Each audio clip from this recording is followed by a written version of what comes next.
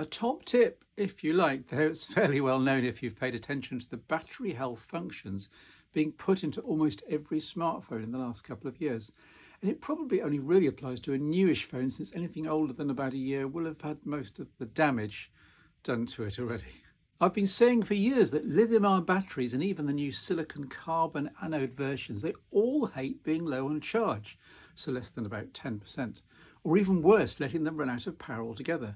Batteries also hate being at 100%. Either extreme causes wear and tear on the battery chemistry, leading to worse battery life and reduction in capacity sooner rather than later. Now, leaving a phone battery at 100% isn't usually a problem, since it will be discharging as soon as it's off the charger. But in the case of overnight charging, which is what I do, it's not healthy to have the battery filling up by midnight, say, and then sit at 100% till morning, which is why many manufacturers now build in a system to intelligently charge first to, say, 80% and then fill up to 100% just before you wake up. Now, I've had the phone for about 2 months, and if we look into battery health, obviously it's at 100%, cycle count 32, which is about right for 0.4 cycles a day. I also never let it go below 30% unless absolutely necessary. For example, out in the big city on a day trip and away from base. And even then I usually have a wireless battery pack to slap on to keep it going easily.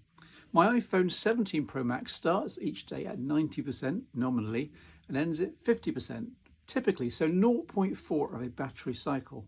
So use these features, look for them under settings, then under battery, scroll down to charging, and you'll see a charge limit setting typically, so that the usual 90% to 100% of battery voltage is never used. So my newish iPhone 17 Pro Max, for example, is set to stop charging at 90%, ensuring that the battery never hits the max charge buffers, so to speak. Now, I always charge overnight wirelessly. Yes, I know it's lossy and heats the phone more, so more wear and tear on the battery, but I just can't be faffed with plugging in cables when it's so easy to just put the phone down on a MagSafe charging pad beside my bed each night, and to lift it off to check something if I wake in the night, yet put it back confidently and accurately with my eyes closed again. As for the lossy aspect, this is the UK. Any heat generated is going to help heat the house. My aim is to have the 17 Pro Maxi finish its first year at 99% battery health, its second year at 96% or more, its third at 90% or more, compared to my iPhone 14 Pro Max shooting this, which was down to 81% after 3 years because of charging to 100% and running the battery lower too. I'm confident this phone, with the right precautions, can hit my battery health targets.